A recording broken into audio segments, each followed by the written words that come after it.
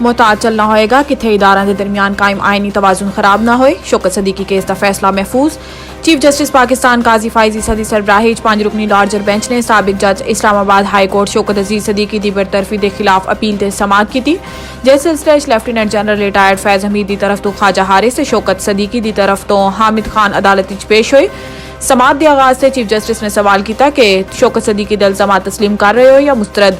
ऐसे ख्वाजा हारिस ने किया है कि ऐसी तमाम इल्जामात मुस्तरद कर दिया। शौकत सदीकी के वकील हामिद खान ने दलाइल देंदे हुए किया है कि lieutenant general retired Faiz Hameed इल्जामात की तरदीद कर रहे ने। यही साडा केस है कि सुप्रीम जुडिशल कौंसल नूं पहले इंक्वायरी करवाना चाहिए सी। ऐसे सानू फैज हमीद ते जिरा दा मौका मिलता है। चीफ जस्टिस ने एडिशनल अटार्नी जनरल तो सवाल किया कि तुसीं इंक्वायरी कराई सी। एडिशनल अटार्नी जनरल ने दस्सिया कि जदों शौकत सदीकी ने तकरीर तस्लीम कर ली सी ते इंक्वायरी नहीं की गई। बाद अदालत ने फ्री कहन ते दलाइल मुकम्मल होने तो बाद अपील ते फैसला महफूज कर लिता।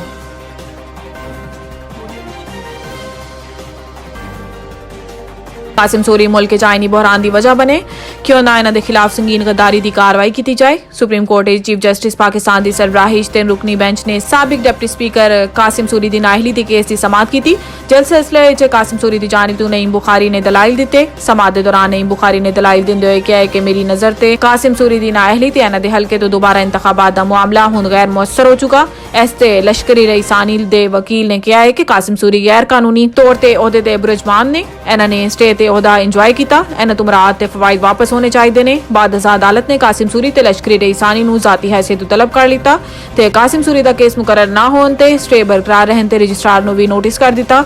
अदालत ने 3 हफ्तों रिपोर्ट तलब करते हुए समात 1 माह तक मुलतवी कर दी।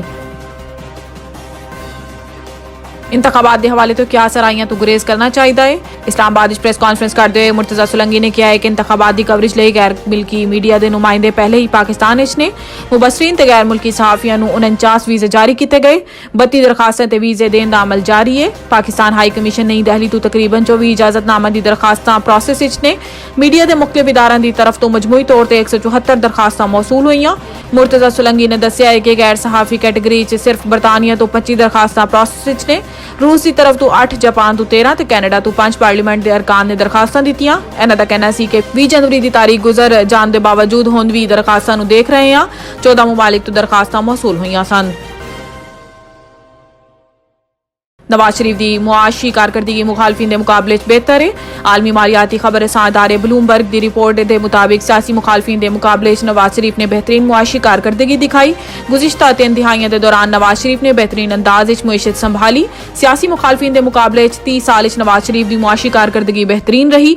ब्लूमबर्ग ने अपनी रिपोर्ट किया है कि मुआशी मुश्किलात की दर्जाबंदी नवाज शरीफ ने अपने सियासी हरीफा इमरान खान की जमात PTI ते बिलावल भुट्टो जरदारी की जमात पीपल्स पार्टी तो बेहतर कारकर्दगी दिखाई। ब्लूमबर्ग के मुताबिक हालिया सर्वे इमरान खान 57% ते नवाज शरीफ मकबूलियत 52% ने। गुज़िश्ता 6 माह नवाज शरीफ की मकबूलियत 36% इजाफा होया। अवाम नवाज शरीफ नूं शक दा फायदा दे रहे ने।